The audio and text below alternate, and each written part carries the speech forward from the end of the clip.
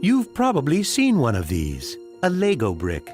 But have you ever wondered how it all started and why it's called Lego? Actually, the name is much older than this plastic brick. Are you curious? Let me tell you how it all began. Many years ago, there was a skilled and hard-working carpenter named Ole Kirk Christensen. Ole was a respected carpenter with his own company, but times were hard, so he didn't have much money and had to dismiss his last worker.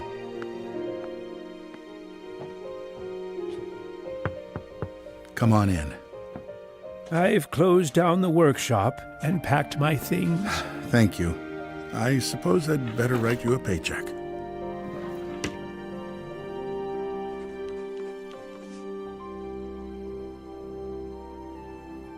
Take care.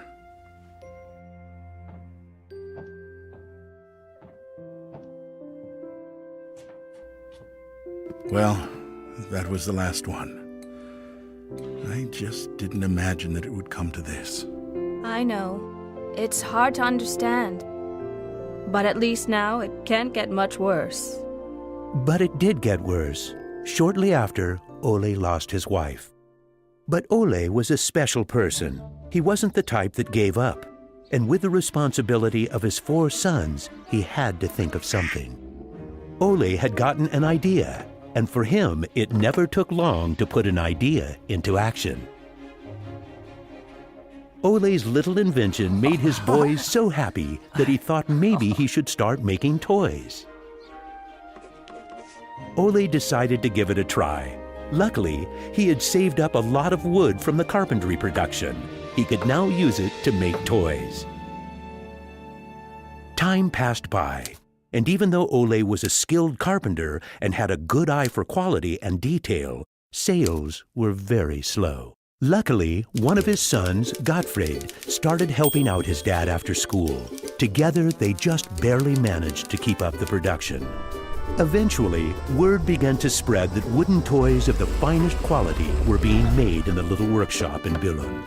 One day, a man drove into town, a man who would change Ole's future. He was a wholesaler from Fredericia. I've heard that you're making some very nice wooden toys. Well, one does his best. The wholesaler was very impressed with all the wooden toys and placed a big order before he left. Now there's finally someone who can see the opportunities in what we're doing. Look at this. The wholesaler wants to put a lot of our toys into his store for the holidays. It's going to be a good Christmas this year, but we'll be busy. Now there was a lot to do in the little workshop, and Ole could rehire his former workers. Ole only used the highest quality wood, which was hand-picked and very carefully prepared. They worked day and night to get the order finished, so the wholesaler could get the toys out in stores before Christmas. Is there something wrong, Dad? I'm afraid that we're in big trouble.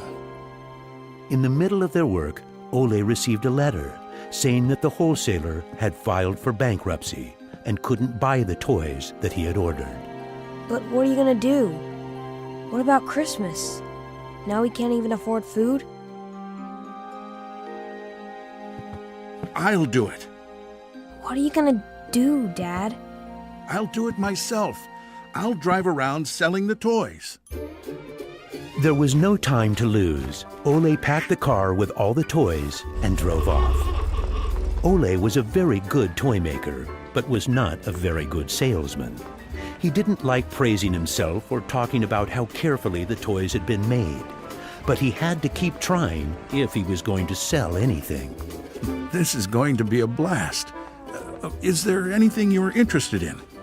It looks exciting, but I don't have a lot of money right now. Maybe we could trade and call it even. Well, I would prefer money, but... In the end, he succeeded in selling all the toys. He didn't receive as much money as he had hoped, but the family managed, and they had plenty of food for Christmas. Time passed by, but the toys didn't sell as quickly as they had expected. Ole thought perhaps the company needed a good name. What should it be? It has to be a short word. I want it to convey playing well. In Danish, playing well is called leg godt. What should it be? What should it be? Yeah, if only I could get some sort of a sign.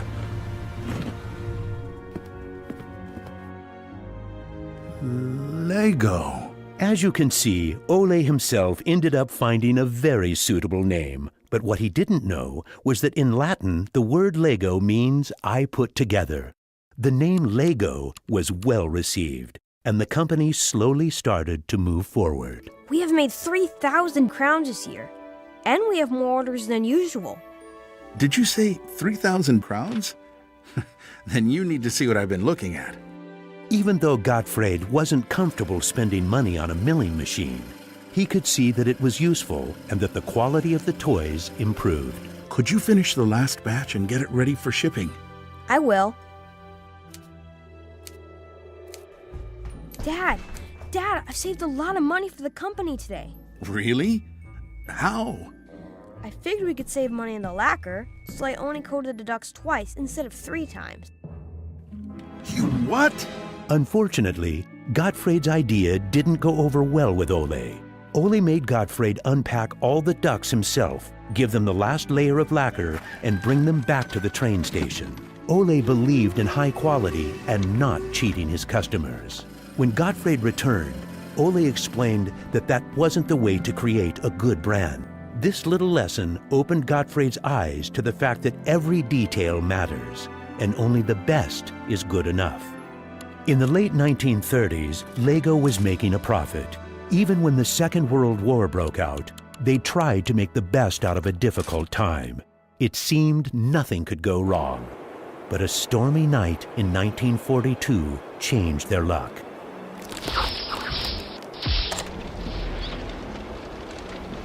There's a fire! The workshop is on fire! But when the firemen arrived, they were unable to save the workshop. It burned to the ground, and all the drawings and models were destroyed. Ole was beginning to lose hope. All that he had worked for was gone, and he almost lost his company. But being responsible for his children and workers inspired him to rebuild Lego. A new factory was constructed.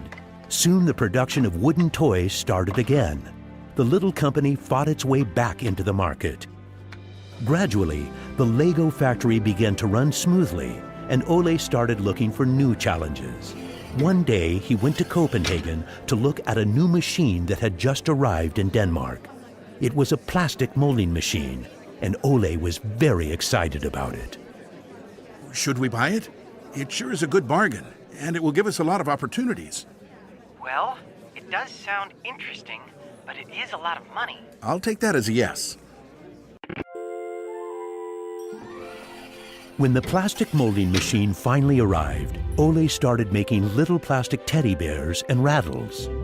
But he still had the plastic bricks that he had received at the fair. There was something about them that he couldn't stop thinking about. And even though no one else could see the potential in them, Ole decided to redesign and put them into production. But it was when Lego first launched the Gray Ferguson tractor that the plastic toys became a success. Unfortunately, the sales were dropping during the summer, and the company had too many toys in stock. This can't be right. Of course our products can be sold the whole year, not only for Christmas. Gottfried decided that he would go out and sell the toys himself. Gottfried brought his wife Edith as company and moral support. If you can't get cash, then we need butter and eggs. Well, it wasn't that bad. Gottfried was a success in his trip around the country, which helped Lego to get out of its financial crisis. They reached home just in time for Ole's birthday party. Ole turned 60, and the whole family was gathered to celebrate with him. Well, I guess it was a long trip around the country. Hey, I got an idea. Listen. What about a picture with the 3 generations? Everyone thought that was a good idea, and we were placed on the sofa with all the presents and flowers around us. On a business trip to England, Gottfried met the head of a big shopping center on his way home. They discussed the toy industry, and the conversation would be very important to the future of Lego. Damn this industry. I just think that toys are no good nowadays. What do you mean? I think they're working very well. Oh, they work fine, sure, but there's no system in anything. System? System? There isn't any system. What in the world are you doing, Gottfried? There isn't any system. The toys need an idea and a system built around it. I want to put system into play. Children have only been offered ready-made solutions. They need something different that will strengthen their imagination and creativity. So you're trying to put Lego into a system? Interesting. That same year, Lego started producing the first Lego system of play. Children could now build houses from the Lego bricks. The town plan gave play a realistic town setting, and with this, children learned about traffic safety. My sisters and I could play with the new Lego system for hours. Some people said we were the luckiest children in the world because we grew up in a toy factory. It was a huge breakthrough, and Gottfried decided to try selling it outside of Denmark. The system of play was so popular that they managed to sell it to many countries. Look what I just built! That is really nice, Kel. Even though Lego was meant for only building houses, there was still a lot of opportunities. There was just one problem. I can't lift it up. It keeps falling apart. That made Gottfried wonder. He wanted to find a way to make the Lego bricks stick together, but that was easier said than done. Gottfried noticed that the Lego bricks got a better clutch power with tubes inside. Now it was no longer just bricks, but a whole construction system with endless possibilities. This was groundbreaking for the Lego product. With a child's imagination, Lego could be anything in the world, over and over again. The imagination is the limit. Look, Dad! Now I can build everything! Unfortunately, Ole never got to see how successful the little brick actually became. Gottfried was left on his own, and he had to go through another fire at Lego that destroyed most of the wood production. Just like his father, Gottfried knew that he had to try to get the best out of any situation and never give up. Gottfried took the hard times with his head held high. As sales grew, the company also got bigger. He had to think ahead, and he decided not to resume the production of wooden toys and to only focus on the Lego system. It turned out to be a great decision. Many new models were built, and Lego got stronger in the toy industry. Sir, which one of these do you think is the best? That one.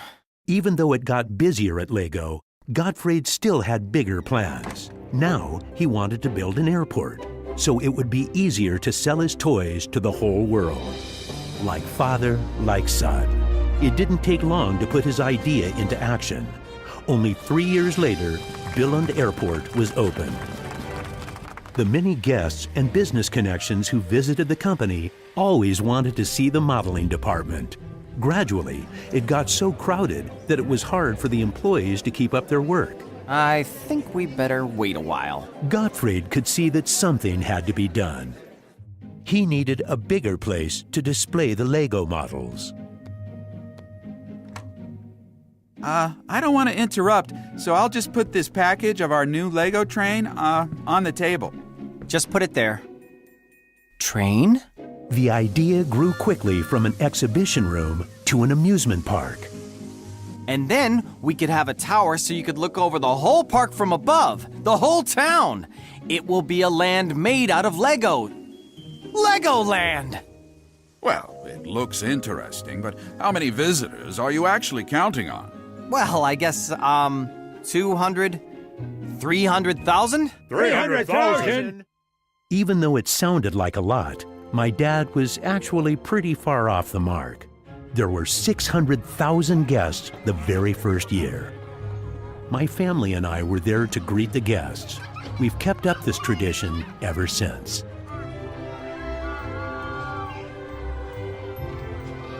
Now you know how it all began. Lego wouldn't be what it is today if it hadn't been for my grandfather's sense of quality and search for perfection. My father firmly believed in the endless possibilities of the Lego system. I seek to take the Lego idea even further, encouraging children to explore, experience, and express their own world, a world without limits. And we are still convinced that only the best is good enough, because children deserve the best.